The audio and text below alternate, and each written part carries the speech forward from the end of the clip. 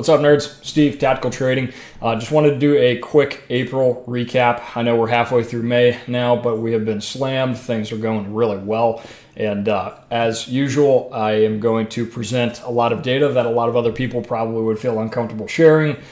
This is never intended as a flex, but just to show you what is possible when you put your mind to something and you have a good solution that brings real value to people. So without further ado, we'll jump in. Our overview today, we'll talk about our Shopify launch. We'll dig into eBay sales a little bit, other platform sales, private sales, and then constraints and opportunities as a business. So if you don't know who I am, my name is Steve. We are based out of Atlanta, Georgia, so we're Southeast United States, and what we do is we bring in Chinese Pokemon cards, mostly focus on anything that has exclusive artwork. So the gym sets, the 151 stuff. We actually just placed our first order for Riftbound, so going to be getting into the League of Legends world a little bit. But we bring product in mass from China, and then we distribute from the Southeast. And the purpose, the value there is, one, speed to lead, right? We want to make sure that you guys have product. If you got a card show coming up this weekend, we can get it to you. If you're a local card shop and you've got an event coming up that you didn't, or maybe some cash opened up for you and you're like, well, hey, I only want to buy 1 or 2 cases of something. It's probably not worth your time to go try and find somebody direct with China. So, that's really the niche that we wanted to fill as a business. And I think we're doing a pretty good job so far. So if you want to work with us, just go to our website. We'll have a link down below, tacticaltrading.us. You do have to be a business to buy from our site because we do not charge sales tax, because the only people we work with or the only entities we work with are businesses that are intending to resell. So we legally do not have to charge you sales tax, but in order for us to be compliant with the IRS, we do need your resale and tax information. So super simple registration process, and once you're in, you're good. You'll have full access to our product catalog. So again, these numbers are not to boast. They're just to show you our progress and be extremely transparent in how we're doing. But we launched our website on April 1st. We sell only Chinese Pokemon. At this time, we haven't sold anything else. There's no English, there's no Japanese. Again, we are venturing into some more IPs, but April was strictly just all these sales were from Chinese. We did $165,000 in sales in our first month on the website. So 82 orders. The average order value is very high. Again, we're working with businesses. We sell by the case, so we knew our average order value is going to be high. And that allows us to operate on much thinner margins and bring more value to the businesses that are serving as the intermediary between us and retail. We brought on a 1099, so my brother-in-law is contracting with Tactical Trading, and that's working out really well for him, and it's working out really well for me. I'm trading my money for time. He's trading his time for money. So his role is really to be our back end and just help fulfill. Because the people who do not know, I do. This is part-time for me, so I am still employed at a normal 9 to 5. So this is still a side hustle for me. One other thing that we really leaned into in April was scaling with other businesses. This was part of the plan from the beginning, but we had a lot of good positive traction with that. I think we're working with 6 or 7 other wholesalers now, and we basically serve as, for some guys, we serve as a backstop. So if guys are selling product on Instagram and they sell out, they can continue to fulfill through us, and then our team basically just drop ships. So we are paying for the lease on the warehouse. We are bringing in the product in mass, taking on all that risk. And then guys that are able to sell through their own channels, say it's Discord, say it's Instagram, say it's in person, whatever. A lot of guys are buying from us, and then they input their customer address, and then we fulfill it. So again, that was kind of part of the plan from the beginning, is that we wanted to be able to offer a few different solutions for different guys that are doing business at a medium to high level. So one big thing that happened in April in the Chinese Pokemon space was Gym 5 came out. This was a live view from our Shopify. We send out an email blast anytime we get a restock. We don't do an email blast every time. We want to be cognizant that getting emailed for promotions and shit. Like, that's a great way to lose a customer if you're overbearing with it. So maybe once or twice a month, we'll send out an email like, hey, if there's good market intel that I have that I want to share with you guys, such as Gym 2 and 3 no longer being available. Like, those are the kind of communications that we want to be sending to our customers. New product releases, something we want to be sending to our customers. So we send out an email blast to all of our customers. And as soon as it went live on the site, it was just, we're sitting here watching the live view on the website, and it was really cool seeing everybody logging in from different places and placing their orders. And we sold out in 7 hours. So again, just like really impressed with the data that we're able to grab from going more legit and getting away from more private deals and more Instagram stuff. There's drawbacks to that, and we can discuss that more later as well. But this was a live view of the site. Thought it was really cool. Here were our total sales by product in April. So 212 cases sold just on Shopify. With the new Gym 5 coming out, it's no surprise that was almost half of the sales. But pretty even distribution across the other SKUs as we go down, with the gym sets kind of leading the charge in popularity. So to get off the Shopify and talk about like everything else, like, hey, are you still doing everything? Yeah, I'm still grinding other stuff as well. So this was our April on eBay. We did just under $35,000 in sales. And other platforms, we're starting to play around with some other e-commerce stuff. We did just under 10,000 on those platforms, and likely we'll continue to investigate that more and just kind of play around with it and see if that's going to be worth our time. And then some private sales, some guys that are not running as businesses, old customers of mine that are just like, hey man, I'm trying to get my business set up now, but I really need a couple cases. So still doing some private sales.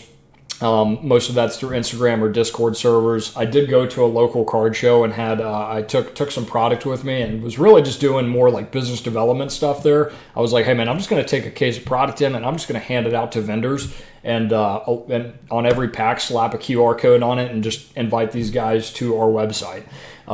And one of the vendors that I gave a pack to pulled a Captain Pikachu, and it was a small card show. It wasn't like a Collecticon, but the entire room was just like going nuts. The kids this guy's reaction was like really like just the perfect reaction. He just went crazy. He pulled a $700 card and he acted like it, and it was really cool. And of course that brought like all eyes on us. And by the time, within a few minutes of him pulling that card, we had almost every vendor in the place was interested in what we were doing, and we got quite a few customers out of that. So that's really my wheelhouse. I come from like a sales and business development background, so to me, interfacing with people like this and then having that kind of reaction, just that immediate, quick dopamine, that confirmation bias, like it was just like you could just take it and honestly, if it wasn't Pokemon, like I would 100% take that to my 9-to-5 and be like, this is how you do it. But there's a lot of skill sets that kind of intermingle. It's not like these are totally segregated. So that was cool. So here's just a snapshot of our April totals. This is just a Chat GPT thing, and I use it occasionally, not as much as I probably should. But I used up all of my free tries on trying to get this damn pie chart to show the dollar signs and the percents and then the total dollars in the pie chart. And I just used up all my free tries. So maybe I just need to not be a cheap ass and pay for it. But it was just not giving me what I wanted. But here's the distribution. Almost 7/10 of our business came from Shopify this month. And when we're just talking about pure dollars, which is it's in line with what I thought was going to happen. What's funny though is the lift, the actual effort to push product across these other platforms, the lift is much higher. So more dollars move through Shopify, and it's a lot less time consuming to do it because one, you're putting cases in cases, and two, you're dealing with larger dollars. So the work is less and the dollars are more, but that's kind of that's in line with what we thought it was going to be like. So Here's our totals across all sales channels. Tactical Trading did $232,568 in sales. We sold 4,240 booster boxes and had 567 unique orders, averaging 19 sales a day. I included some fees just to highlight, like this is aggregate fees and aggregate shipping labels. So if that $250,000 or $232,000 was done strictly on eBay, your fees would be 12.5%, 13.5%, whatever it is, and then your shipping labels would have been, another 5, 6, 7%, whatever. And then like probably more actually on shipping labels, because on eBay typically I'm selling much lower dollar numbers. But I thought those were just interesting data points. I mean, 4,200 booster boxes is no small amount. I was doing some more stuff on ChatGPT with this. I was trying to get like how many square feet, how many cubic feet of booster boxes is that? Here's the dimensions of the booster box.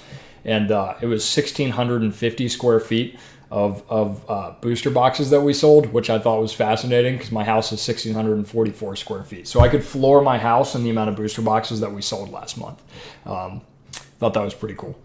But some constraints for us, liquidity, the problem, I think like one of the reasons I'm more comfortable sharing all of my data, and I've always like going back to my first couple of live streams and first times I really ever put my face out there with some other content creators, I was always very open about how much I made, my average sales. Like I really just pulled the curtain back because I was like, hey, like I'm just here to like have a good time. I'm here to show you that like when I say something, like I'm actually doing it. I mean, kind of a rant, but liquidity now is still a problem because we're bringing in so much product and it's such a capital intensive game. That's one of the reasons why I just feel comfortable sharing all this information. Like people just can't do this because it takes a lot of money to bring in pallets and sit on product in a warehouse. So you're paying for overhead. You are bringing in a lot of shit, and it may sit. Like there's a lot that goes into it. So like me showing the numbers to you, like hopefully it inspires people to take action and make moves in this crazy market that we're in. Another constraint is product. We're consistently selling out of certain SKUs. Gym 2 and 3 have just been crazy in May. Not so much in April, but in May, there was just like this mad rush to them. And I really can't source anymore from my couple of sources that I do have. Gym 2 and 3 are basically done for all intents and purposes. Like I think we'll see more of it, but I don't think we'll see a meaningful amount, and I don't think the price will drop in a meaningful way. My cost on those now is like over $1,200 or $1,300, and it's just like it's honestly just not something I feel super comfortable bringing in hundreds of cases of. So we're making pivots over to other products that have Gym 1, 2, 3, the Gym Badge cases. But yeah, constraints, liquidity, product, and then lead times associated with getting that product here. Let's say you put $100,000 order in, it takes 2 weeks to get here. You send the money before they even ship the product. The product finally arrives. Let's say it takes 2 or 3 days to sell 50% of your inventory, and then another week to sell the remaining. And then you've got the transfer times. It takes 3 or 4 days for funds to settle on a platform, and then to transfer it off, it takes another day or two. So like you're talking about like cash flow that even if you have instant liquidity on something, you may have like a month of playtime between when you can actually touch those dollars again. And then just bandwidth while still working, while having a family, kids on the way, maintaining some kind of a social life and being involved with our family, like just bandwidth limitations. And like, I think one thing I get asked a lot is like, dude, why are you not just going full time with it? And honestly, I just don't think I'm bullish enough. I think I know I could support my family with what the business is doing, like several times over, but I have a really good thing going with my 9 to 5. Like there's a very clear path for me there. And like, I'm excited to see where that may go over the next couple of years, but also like, it's still just kind of crazy to me that we're doing these numbers, and I just don't know if it lasts forever. So like bandwidth issues will continue to be a problem. As I don't continue to stop working, I don't intend to go full time anytime soon. So really, like, bringing on a 1099 was part of like an effort to solve bandwidth constraints, and it certainly has. Ethan's been doing a great job.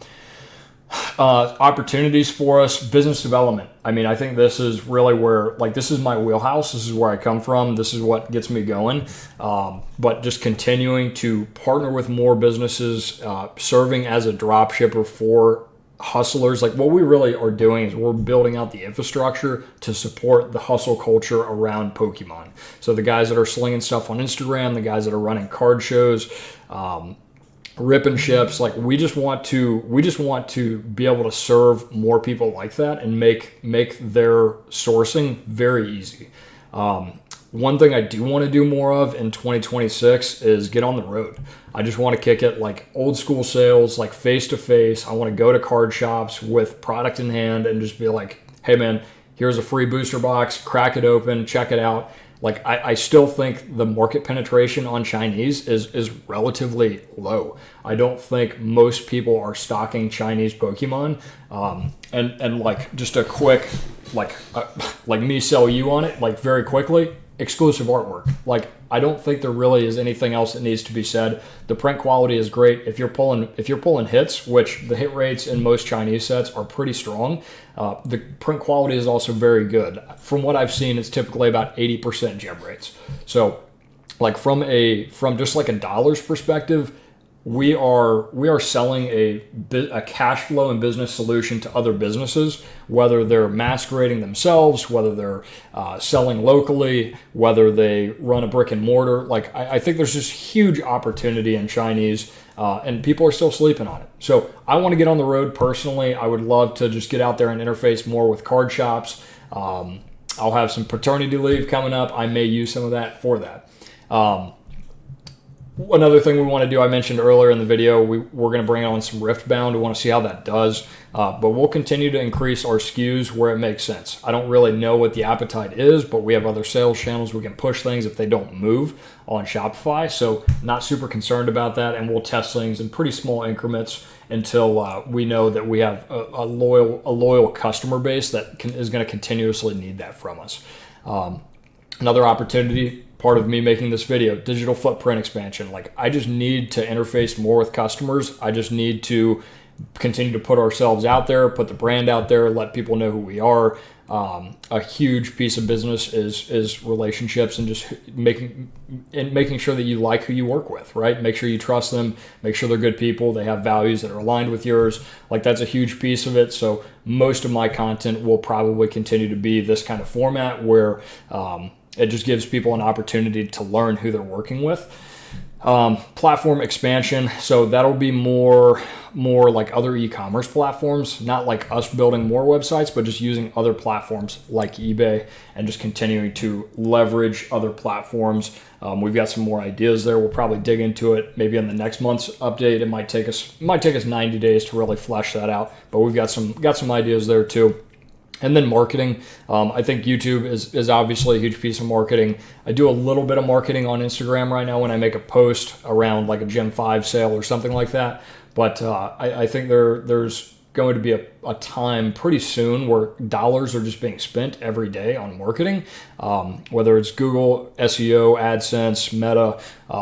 I've got a little bit of experience in it. I know enough where I could just waste money, but I also know there's a lot of value in that, and just reaching customers that aren't as deep in the wormhole as the people who would be watching this YouTube channel. I think we're missing a huge piece of them. I know we are.